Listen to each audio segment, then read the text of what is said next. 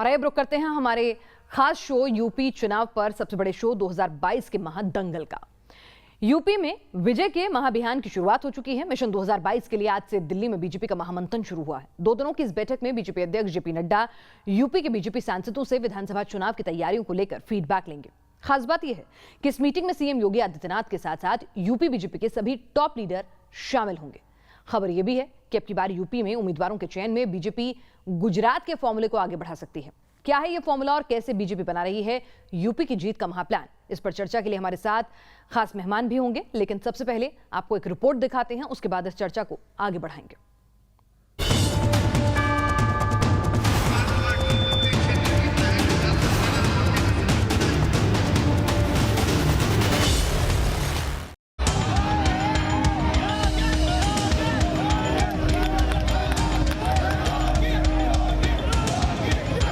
गुजरात फॉर्मूले से यूपी में फिर कमल की बहार। अब की बार जनसेवक ही टिकट का हकदार। यूपी विजय का महाअभियान, विपक्ष क्यों परेशान?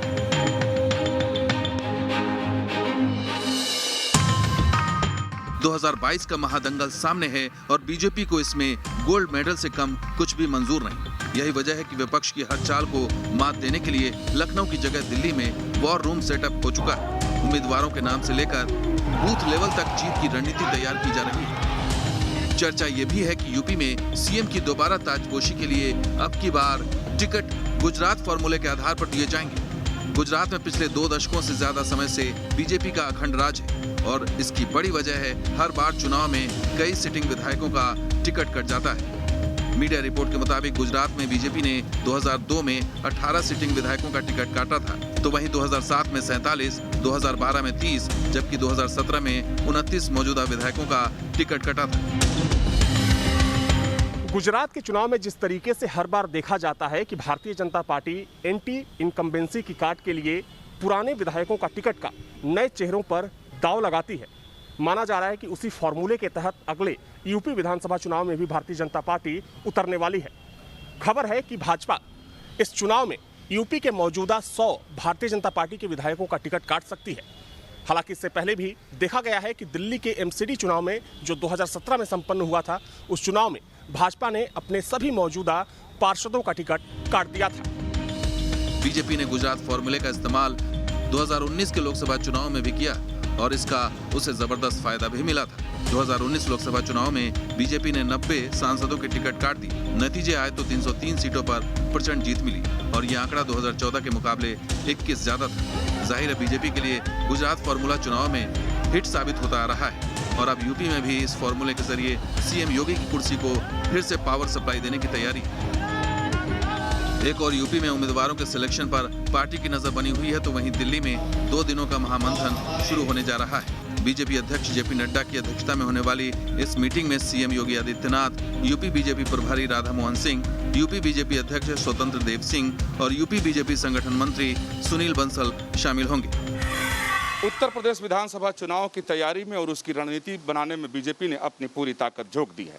अब उत्तर प्रदेश के बीजेपी सांसदों की बैठक आज से दिल्ली में शुरू होने जा रही है। यह बैठक 2 दिनों तक चलेगी। 2 दिनों के इस महामंथन के पहले दिन ब्रज, पश्चिम और कानपुर क्षेत्र के सांसद मौजूद रहेंगे, जबकि 29 जुलाई को अवध, काशी और गोरखपुर क्षेत्र के सांसदों के साथ विधानसभा चुनाव की तैयारियों को लेकर संवाद होना है। उत्तर प्रदेश के मुख्यमंत्री योगी आदित्यनाथ जी और संगठन मंत्री सुनील बंसल जी और राष्ट्रीय अध्यक्ष नड्डा जी, ये सब लोग एक लगातार एक बैठकें हमारी होती रहती हैं।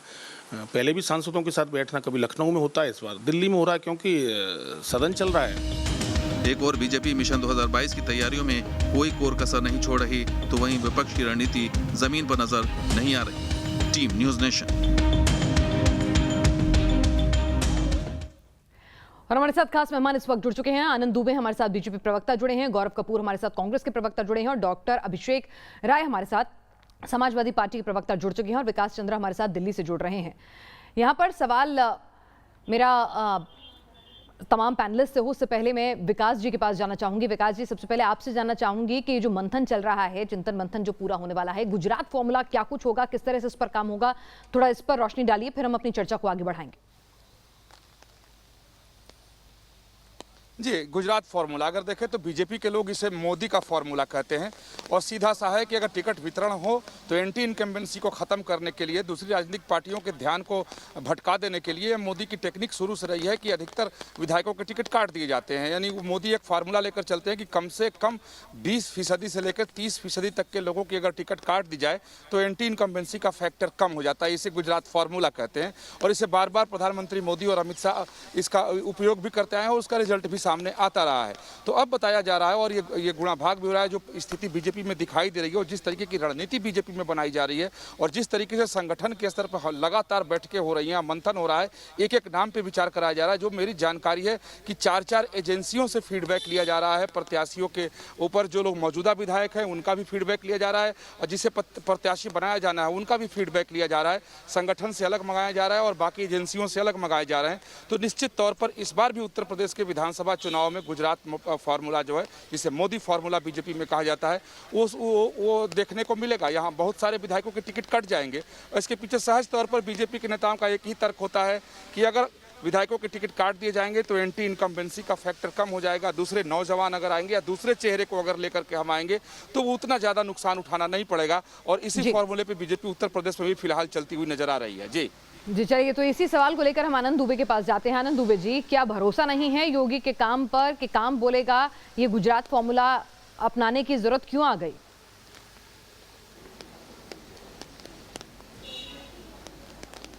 जी, मुझे आपकी आवाज साफ नहीं आ रही है। कई सारी जी, मैं कह रही हूं कि अगर ये गुजरात फॉर्मूला अपनाने की जरूरत आ गई है तो ऐसी नौबत क्यों आई? क्या आपके विधायकों ने अच्छा काम नहीं किया है?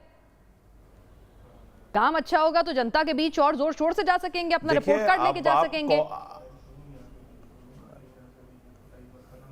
देखिए, अब आप कौन से फॉर्मूले की बात कर रहे हैं मुझे नहीं पता, लेकिन कुल मिलाकर यह है कि उत्तर प्रदेश में जिस तरह से पिछले 4.5 साल में योगी आदित्यनाथ जी की सरकार ने सफलतापूर्वक कार्य किया है, हम उन तमाम मुद्दों को लेकर जो है चुनाव में जाएंगे और भारी जीत हासिल करके जो वापस आएंगे।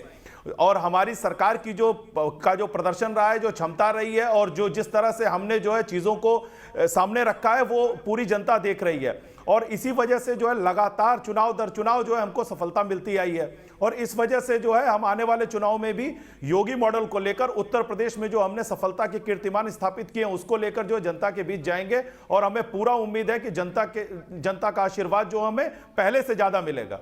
नहीं, कहा जाता है कि कुछ लोगों की बलि दे दी जाती है जिसके कारण जो है आप एंटी इनकम्बेंसी जो होती है जो सरकार से, उसको इनकैश कर पाते हैं अपने फेवर में। देखिए आप तो अच्छी तरह जानती है कि हमारे यहाँ जो टिकट बंटवारे की जो है बड़ी पारदर्शी जो है व्यवस्था है। हमारे यहाँ केंद्रीय चुनाव समिति जो है वो तमाम तरह से जो है वो प्रदर्शन के आधार पर, तमाम चीज़ों के आधार पर टिकट तय करती है और जिसको भी वो टिकट देती है पूरी पार्टी उसके साथ होती है और जो पार्टी जो उसको चुनाव लड़ाती है। तो इसमें कहीं से कोई जो है मतभेद नहीं है। पार्टी जो जिनको टिकट देगी वो चुनाव लड़ेंगे और लेकिन मॉडल हमारा जो है वो योगी जी का सुशासन होगा, बीजेपी के जो कार्य हैं वो होगा। बिल्कुल। चलिए, तो यहाँ पर ये कह रहे हैं कि कोई मॉडल नहीं, कुछ नहीं, सिर्फ योगी जी का काम बोलेगा। डॉक्टर अभिषेक राय भी हमारे साथ इस वक्त जुड़े हुए हैं, समाजवादी पार्टी के प्रवक्ता। डॉक्टर राय, आपसे समझना चाहेंगे कि यहाँ एक तरफ एक पार्टी है जो अगस्त क्रांति ला रही है, जिसके तमाम बड़े नेता जो हैं अगस्त में दौरे पे दौरे, बैठके पर बैठके करने जा रहे हैं उत्तर प्रदेश के चुनावों के मद्देनजर। वो अभी से सत्तारूढ़ है, ताकतवर है, केंद्र में भी उसकी सत्ता है, उसके बावजूद भी वो अभी से चिंतन मंथन कर रही है अपने टिकट बंटवारे को लेकर। और दूसरी तरफ ऐसा लगता है दूसरी पार्टियां चुनावी मोड में आई ही नहीं है अभी तक। देखिए, मैं सबसे पहले ये बात कहना चाहता हूं कि जैसे गुजरात मॉडल की बात हो रही थी अभी, तो गुजरात मॉडल का दर्श तो पूरा देश झेल रहा है। पेट्रोल 110 रुपए और डीजल 100 रुपए। आजादी के बाद ऐसा पहली बार हुआ है कि हमारे ही देश के 2 प्रदेश के में आपस में पुलिस के जवान गोलियां चला रहे हैं। नहीं, आपकी बात ठीक है, सरकार अगर इतनी निकम्मी है, नाकारा है, तो मैं वो तो कह रही हूँ ना, फिर तो आपको और अच्छी तैयारी करनी चाहिए। मैं पूछ रही हूँ ग्राउंड पर जिस तरह से हम बीजेपी को एग्रेसिव देखते हैं, बीजेपी के आला नेता जो हैं बैठ के करते हैं, बीजेपी के बड़े नेता मोदी जी, योगी जी और अमित शाह जी जिस तरह से पूरी जान फूंकते हैं, जेपी नड्डा जी लगातार मीटिंग्स करते हैं, दौरे करते हैं, वो चीज जो है हमें वो प्लानिंग, वो रणनीति, वो एग्रेशन, वो मेहनत समाजवादी पार्टी में ग्राउंड पर क्यों नहीं दिखती है या फिर कांग्रेस में क्यों नजर नहीं आती? पार्टी बूथ लेवल पे काम कर रही है। हम बूथ लेवल पे अपना संगठन मजबूत कर रहे हैं, जिसका रिजल्ट अभी आपने पंचायत चुनाव में देखा। समाजवादी पार्टी नंबर 1 पार्टी थी। ये कहना कि हम ड्राइंग रूम पॉलिटिक्स नहीं करते। हम लोग बूथ लेवल पे हमारे कार्यकर्ता उतरे हैं, हमारे नेता उतरे हुए हैं और वो सारी चीजें वहां पे हम लोग कर रहे हैं। बाकी चीजें रही बात, अगर इनको हार का दंश जो इन्होंने पंचायत चुनाव में मिला तो इनकी मजबूरी है, इन्हें पता है कि इनके हाथ से सत्ता जाने वाली है, इसलिए दिल्ली में मीटिंग कर रहे हैं, कभी लखनऊ में मीटिंग कर रहे हैं, कभी अपने सांसदों को बुला रहे हैं, कभी जेपी नड्डा जी को बुला रहे हैं, क्योंकि इन्हें पता है कि 4.5 साल में इन्होंने सिर्फ जनता को बरगलाया, कोई काम नहीं किया है। इसलिए इनको पता है कि 22 में इनकी जमीन हट चुकी है। आप आनंद दुबे जी, आपका काम नहीं बोलेगा और इसीलिए आप घबराए हुए हैं और एक के बाद एक बड़े नेताओं को, सांसदों को मीटिंग्स के लिए बुला रहे हैं, क्योंकि समझ नहीं आ रहा है इस हार से बचे कैसे, आरोप लगा रहे हैं समाजवादी पार्टी के प्रवक्ता डॉक्टर राय। देखिए समाजवादी पार्टी का मतलब पेशा है आरोप लगाना, ठीक है। मैं आपको स्पष्ट बता दूं, भारतीय जनता पार्टी जो 365 दिन चलने वाली पार्टी है, यहाँ पर बैठक और चिंतन मंथन होता रहता है, ये कोई नई चीज़ नहीं है। हमारी बैठकें जो है दिल्ली में भी होती हैं, हमारी बैठकें जो है लखनऊ में भी होती हैं, जिसमें हम आगे की कार्य योजना तैयार करते हैं। सांसदों के साथ बैठक है तो उनसे सुझाव मांगे जाएंगे, आगे की कार्य योजना पर उनसे जो है चर्चा की जाएगी, तो इसमें कोई नई चीज़ नहीं है। अब इस बैठक पर अगर समाजवादी पार्टी को लगे, चूंकि समाजवादी पार्टी में ऐसी बैठकें होती नहीं है, वहां पर तो राजशाही व्यवस्था है, राजकुमार जो है वो एक आदेश पारित करते हैं और कार्यकर्ता जो है उसको लेकर जो है घूमना शुरू कर देते हैं। न बैठक है, न संगठन है, न समन्वय है, सिर्फ एक उन्माद से उपजी हुई भीड़ है जो कि भैया भैया का नारा लगाती रहती है, अखिलेश जी जिंदाबाद करती रहती है। तो इनको इस तरह की बैठक जो है हमेशा ये लगता है कि जो है ये चुनावी बैठक है, लेकिन ऐसा कुछ भी नहीं। आरोप लगा रहे हैं आपके ऊपर, इसलिए बैठकों की जरूरत नहीं, एक ही आदमी तय कर देता है किसको टिकट मिलेगा किसको नहीं। देखे दुबे जी, ये कहते हैं ना ग्राउंड, तो क्या पंचायत चुनाव में सबसे नंबर 1 पार्टी हम रहते? क्या इन्हें शासन प्रशासन के दम पे, गुंडागर्दी के दम पे हमें हराने की जरूरत पड़ती? आजादी के बाद उत्तर प्रदेश के इतिहास में ऐसा पहली बार हुआ है कि जिसके सदस्य जाता है जिला पंचायत के, वो नहीं जीत रहा उसका जिला पंचायत अध्यक्ष, पर्चा ही नहीं भरने किया जा रहा है। ये अपने आप को इन्हें खुद प्रश्न पूछना चाहिए कि ये क्या करना चाहते हैं। जनता इन्हें चलिए गौरव कपूर साहब के पास भी आऊंगी कि आपका काम जो है वो बोल रहा है होर्डिंग पोस्टर्स में, लेकिन जमीन पर आप नहीं पहुंच रहे हैं और इसीलिए आप हार रहे हैं, ये आरोप लगा रहे हैं डॉक्टर रॉय। इस पर भी मैं आपसे जवाब लूंगी, लेकिन हमारे साथ तकनीकी वजहों से इस वक्त गौरव कपूर साहब पहले नहीं जुड़ पा रहे थे, कांग्रेस के प्रवक्ता वो जुड़ गए। गौरव कपूर साहब, एक तरफ एक पार्टी है जिसके पास योगी जी का चेहरा है, जिसके पास 2019 के नतीजे उसके हक में है लोकसभा चुनाव के, जिसके पास तमाम पूरा काडर है, वो अभी से इतनी मेहनत करने लग जाती है कि उसके शीर्ष नेता जो हैं वहां पे डेरा डाल रहे हैं, वहां लगातार मीटिंग्स कर रहे हैं, दौरे प्लान कर रहे हैं, टिकट बंटवारे पर अभी से चिंतन मंथन हो रहा है। और यहां कांग्रेस का कुछ अता पता नहीं, ये भी नहीं पता कि जिनको प्रभार सौंपा गया है वो चुनाव लड़ेंगी प्रियंका गांधी वाड्रा या नहीं लड़ेंगी, वो अगला दौरा कब करेंगी, वो यूपी में रहती नहीं है, दिल्ली से यूपी चलाती हैं।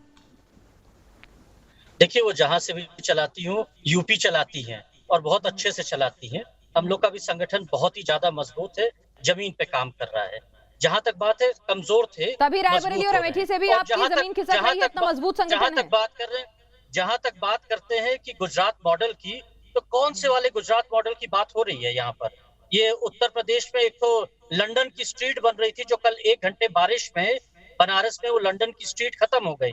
और उसी तरह से बहुत सारे अन्य मॉडल आते हैं। गुजरात मॉडल में क्या उत्तराखंड के मुख्यमंत्री को बदलने की भी बात होती है कि 6 महीने में 2 बार बदले जाएंगे?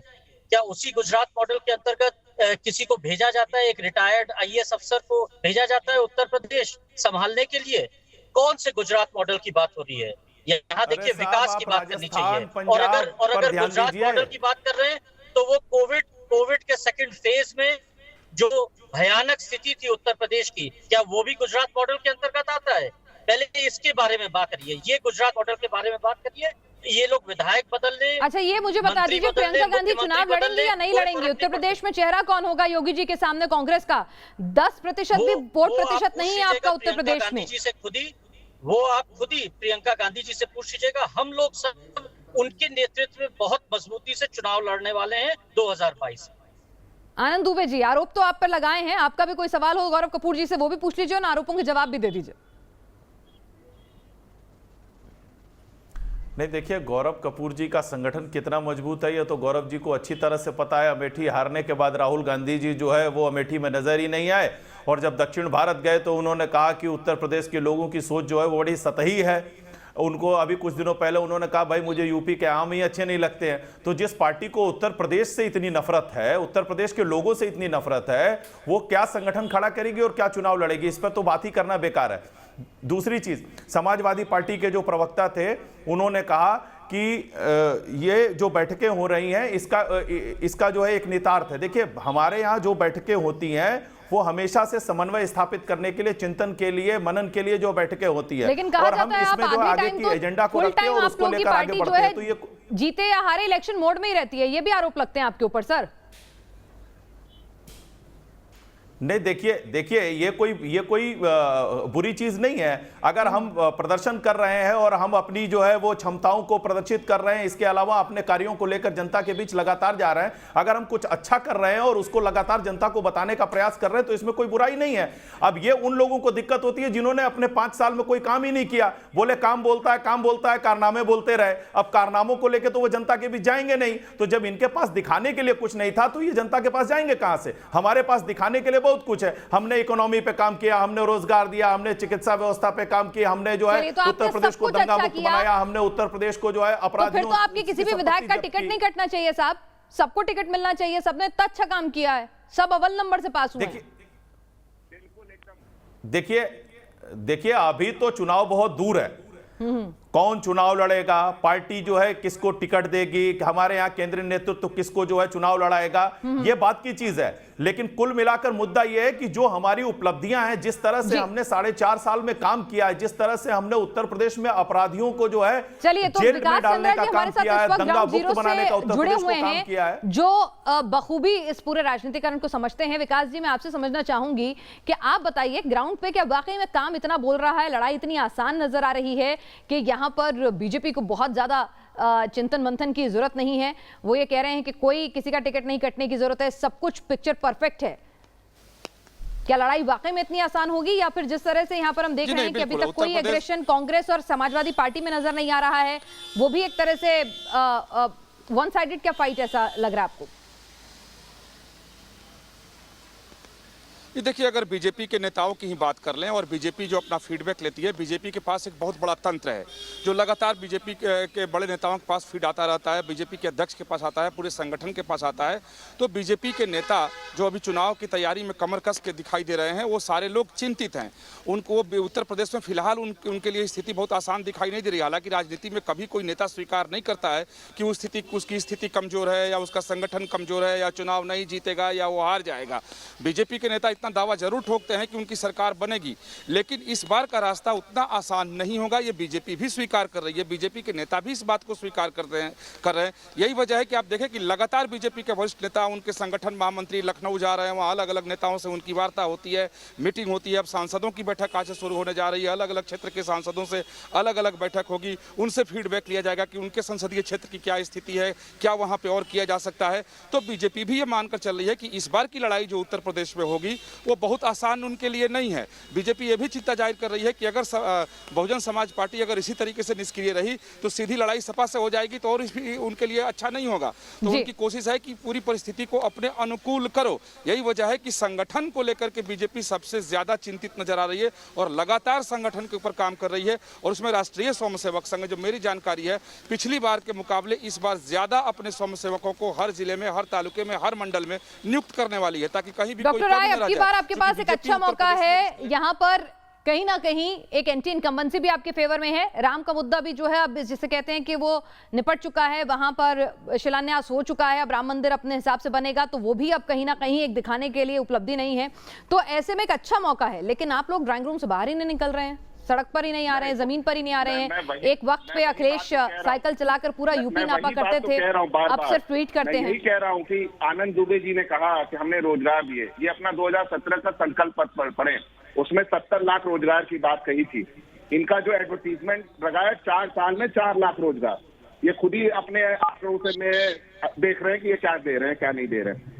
दूसरी बात, इस समय जब सारी दुनिया कोरोना की तीसरी वेव की तैयारी कर रही है, हमारे सांसद विधायक कोरोना की तीसरी पूरी दुनिया में सब लोग तैयारी कर रहे हैं, ये उत्तर प्रदेश के चुनाव की तैयारी कर रहे हैं। पर सदन के भीतर तो आप लोग पर्चे फाड़ रहे हैं, वहां पर तो तैयारी होने नहीं दे रही, विपक्ष नहीं तैयारी होने दे रहा है, ऐसा भी कहा जा रहा है बीजेपी की तरफ से। बहरहाल मैं विकास जी के बात से एकदम इत्तेफाक रखता हूं कि इन्हें पता कि इन्होंने कोई कार्य नहीं किया। अच्छा। इसलिए अगर ये अपनी बात, अगर ये अपने 100 विधायकों की टिकट काटने की बात करते हैं तो ये खुद एक्सेप्ट कर रहे हैं ना कि देखिए, दूसरों की गलतियां निकालना बेहद आसान काम होता है, लेकिन आप जमीन पर क्या कर रहे हैं ये भी बड़ा सवाल है, क्योंकि कई बार आपकी मेहनत जो है वो भी अपने आप में उतना ही मायने रखेगी। पब्लिक कनेक्ट, आप सभी लोग इस चर्चा में शामिल हुए, गौरव कपूर जी, आनंद दुबे जी, डॉक्टर अभिषेक राय और विकास जी, आपने ये तमाम जानकारी साझा की, आपका बहुत बहुत शुक्रिया। और यहाँ रुक रहे हैं, लेकिन यूपी के इस महादंगल पर लगातार हमारी विशेष कवरेज जो है रोज 3 बजे आप देख सकते हैं न्यूज नेशन पर।